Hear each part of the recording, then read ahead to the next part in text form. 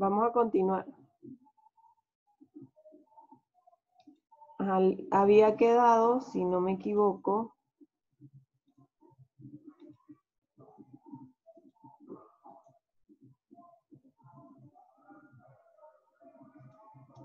quedamos en los insectos. ¿Dónde se quedaron? No sé desde qué momento, no. Creo que desde los insectos se me fue el audio.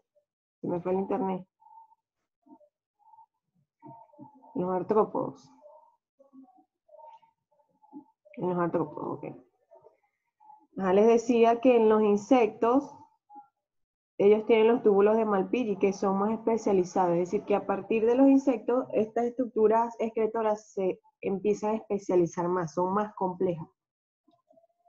Entonces aquí tenemos un insecto y tenemos a los túbulos de Malpighi que están ya al final de su cuerpo, al final de su abdomen, ya terminando en el recto.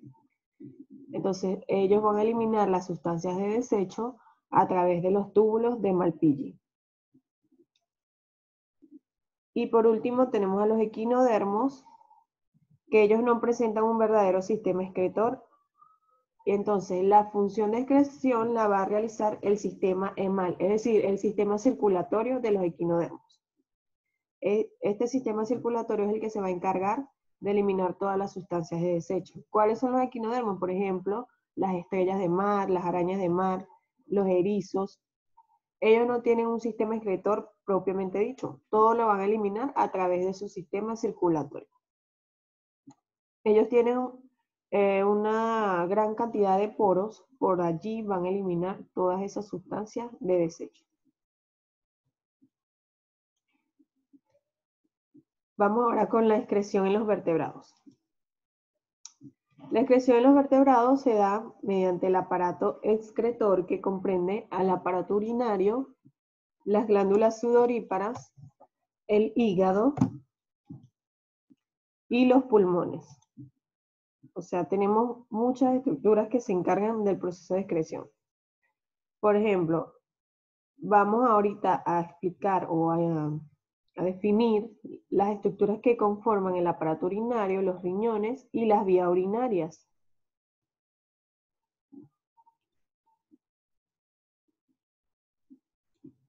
Continuamos. El aparato urinario lo comprenden los riñones y las vías urinarias. Entonces, este va a estar encargado de regular el volumen y la composición de la sangre mediante la formación y excreción de la orina.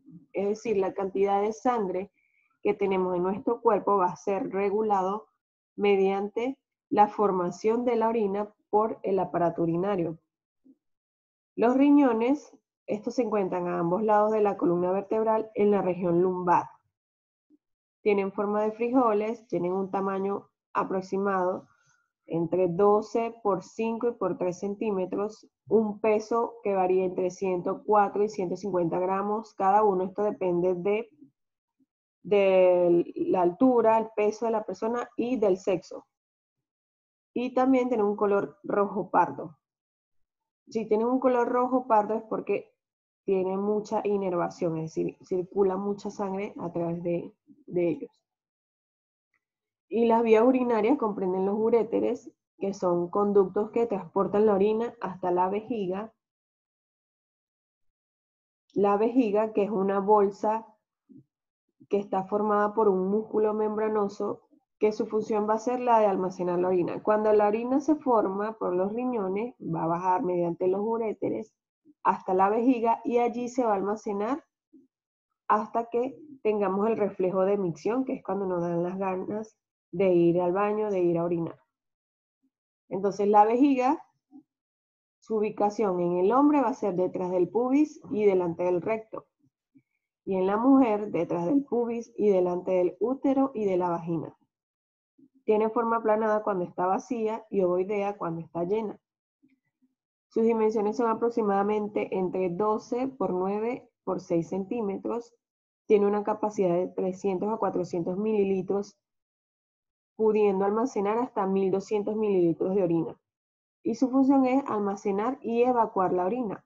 Esto lo va a hacer mediante la contracción o relajación del músculo detrusor. Aquí tenemos la vejiga y está formada por un músculo. Ese músculo se llama músculo detrusor.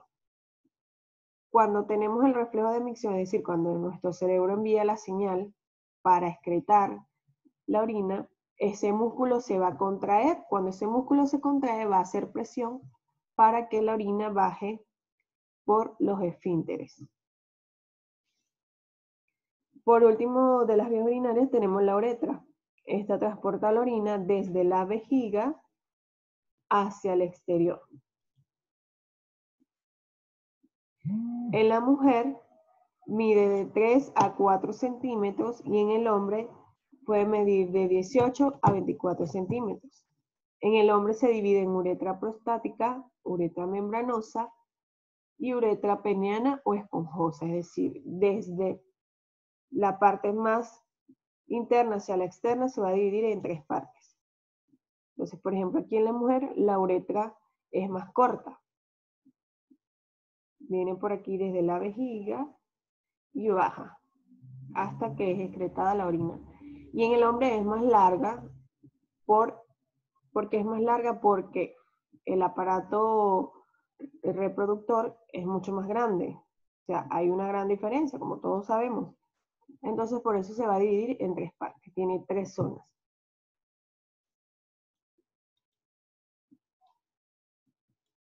Vamos ahora con los riñones. Vamos a explicar más detalladamente la estructura de los riñones. En primer lugar, tenemos su estructura anatómica. Los riñones tienen una cápsula perirrenal que está formada por un tipo de tejido conectivo laxo y posee inervación. Cuando hablamos de inervación nos referimos a que circula sangre a través de él. Posee la corteza renal que mide de 1.5 a 2 centímetros y posee a los corpúsculos de Malpighi. Ya se los voy a explicar con una imagen. Y la médula renal, que ella va a contener a las pirámides de Malpighi, cuyos vértices se denominan papila renal y tienen aproximadamente de 10 a 18 pirámides. Posee los cálices menores, los cálices mayores y la pelvis renal, que es el primer lugar donde va a, digamos que a concentrarse la orina que se formó hasta que comienza a bajar por las vías urinarias. Entonces aquí tenemos la estructura de un riñón. Tenemos entonces a la cápsula renal, que sería la estructura más externa. Esto que está acá es la cápsula renal. Tenemos a la corteza renal, que es todo esto que está acá, que va a contener a los corpúsculos de Malpighi. Todo esto es la corteza renal. Luego tenemos a la médula renal, que tiene las pirámides renales o pirámides de Malpighi, que son todas estas de acá, que como les decía, tiene alrededor de 10 a 18. A ver, esta imagen tiene 1, 2, 3, 4, 5, 6, 7, 8, 9, 10. 10 pirámides de Malpighi.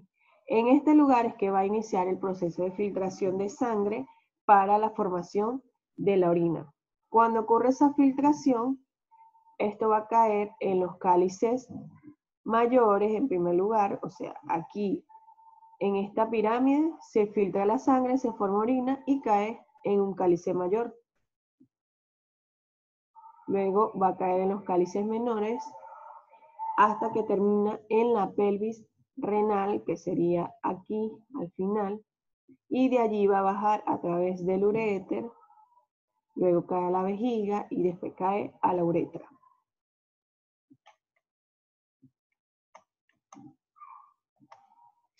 Ahora vamos con la estructura histológica, es decir, la estructura a nivel celular. Tenemos en primer lugar a la nefrona. Nefrona o nefrón o nefrones, con cualquiera de esos 3 nombres lo pueden conseguir. La nefrona es la unidad anatomofuncional del riñón, es decir, en esa estructura es que se va a realizar la principal función del riñón, que es la filtración de la sangre para formar la orina por donde se van a excretar los desechos.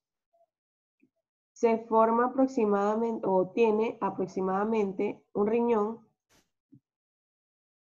va a tener aproximadamente 1 millón de nefronas cada riñón. Entonces imagínense todas esas nefronas trabajando, filtrando la sangre para formar esa orina. Esta está conformada por la cápsula de Bowman, que aloja el glomérulo renal y constituyen, estos glomérulos renal van a constituir a los corpúsculos de Malpighi. Y es allí específicamente donde se filtra la sangre, en la cápsula de Bowman, que es una parte de la nefrona. Contiene el túbulo contorneado proximal, el asa de Henle y el túbulo contorneado distal. Luego tenemos a los tubos colectores, que son los que van a colectar la orina que ya se formó aquí en la nefrona. Estos van a transportarla hasta la papila renal. Tenemos los tubos colectores menores y los tubos colectores mayores, que se les conoce como tubos de Bellini. Entonces, aquí tenemos un riñón y en las pirámides de Malpighi, o en las pirámides renales, hay una gran cantidad de nefronas que van a estar cumpliendo esa función de filtración. Entonces, si llevamos esto a otra escala, todo esto va a ser mi nefrona. Tenemos aquí el glomérulo. Aquí nos vamos a encontrar con la cápsula de Bowman, que sería esto que está ahí. Específicamente en ese lugar es donde se va a filtrar la sangre. De allí se filtra, la sangre se devuelve por los capilares sanguíneos y por acá sigue lo que son los desechos, la formación ya de la orina. Se va por el túbulo contorneado proximal y va a pasar por el asa de Henle, que sería esta curva que nos encontramos aquí. Luego va a pasar por el túbulo contorneado distal hasta que cae en los túbulos colectores, que de allí van a ir al uréter y va a terminar en la uretra. Entonces, este conducto de Bellini se encontraría por acá, por esta zona, y va a hacer que la orina caiga por el uréter. Ahora vamos con la fisiología renal, es decir, cómo se da ese proceso de purificación de la sangre. En primer lugar, la purificación de la sangre inicia en el corpúsculo de Malpighi, que son esas pirámides, estas de acá, corpúsculo de Malpighi, estas que dijimos que habían aproximadamente 10 a 18 en cada riñón. Inicia en el corpúsculo de Malpighi y termina con la formación de la orina. Esa es la primera función del riñón, la purificación de la sangre. El control de la eritropoyesis.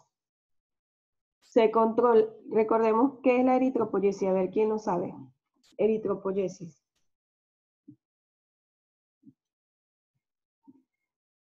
¿Qué es la eritropoyesis? ¿Formación de qué? Es la eritropoyesis.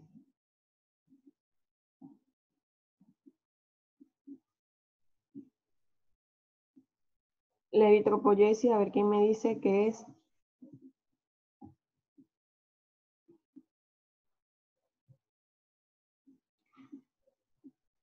Por aquí Diego me dice que es el proceso de producción de glóbulos rojos. Muy bien, es la formación de los glóbulos rojos. Entonces, ¿de qué manera participan los riñones? Ellos van a participar mediante la función de la eritropoyetina, que cuando se forma la eritropoyetina, ella va a enviar una señal a nuestro sistema de que se necesita la formación de más glóbulos rojos. Entonces, de esa manera va a controlar la eritropoyesis con la formación del EPO, que sería la eritropoyetina. Ven, tenemos, por ejemplo, el estímulo para que a nuestro cerebro llegue la señal de que se necesita la formación de más glóbulos rojos es la disminución del oxígeno en la sangre. Cuando hay este estímulo, disminución de oxígeno en la sangre, el riñón se va a encargar de secretar esta hormona, la eritropoyetina. Entonces esta sustancia se va a dirigir hacia el órgano diana. El órgano diana, es decir, es el lugar donde se necesita esa sustancia. Su órgano diana, ¿cuál va a ser? La médula ósea. Y allí es donde se forman los glóbulos rojos. Entonces, al llegar a la médula ósea, se indica que se necesita formar más glóbulos rojos. Estos se forman, aumenta la producción de ellos. Y la respuesta va a ser el aumento del oxígeno en la sangre. También controla la presión arterial mediante el sistema renina-angiotensina. La renina va a transformar la angiotensina, para inducir la segregación de aldosterona, estamos hablando de una hormona, y esta aldosterona se forma en la glándula suprarrenal. Va a actuar en el túbulo colector, y en el túbulo contorneado y en el túbulo contorneado distal, reabsorbiendo sodio y reabsorbiendo agua. Entonces aquí tenemos que en la corteza suprarrenal se va a segregar esa hormona aldosterona para que ocurra la reabsorción de sodio y la excreción de potasio y de hidrógeno.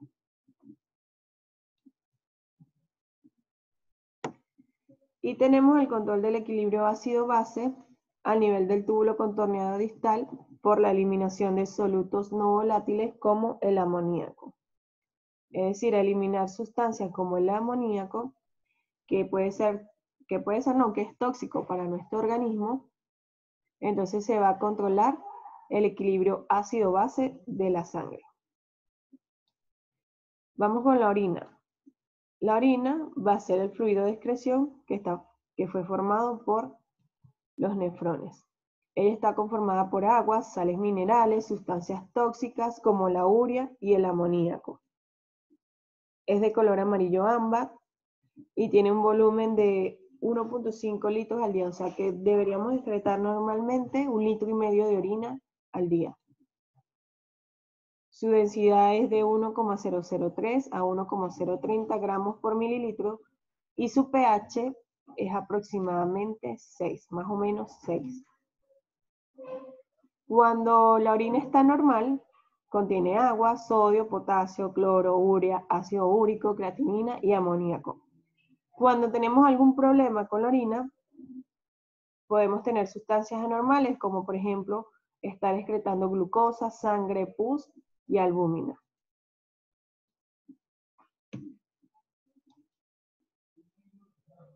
Este proceso de formación de la orina se los voy a explicar en la otra clase porque ya se acabó la hora. Entonces, para la próxima clase yo les voy a explicar cómo se forma la orina y cuáles son las otras estructuras por las cuales realizamos excreción. Recordemos que habíamos mencionado que también se realizaba la excreción mediante el hígado y los pulmones, mediante el hígado, los pulmones y las glándulas sudoríparas. Ahorita solamente explicamos lo que era el aparato urinario. ¿Alguna duda sobre esto?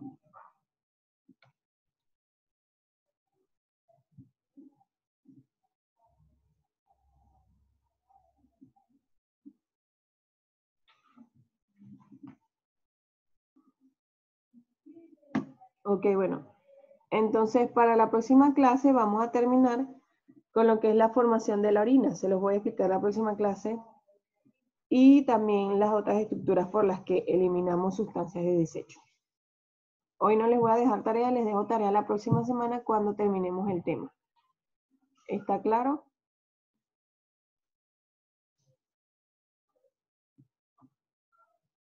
Ya, bueno. Entonces me despido, chicos. Feliz fin de semana.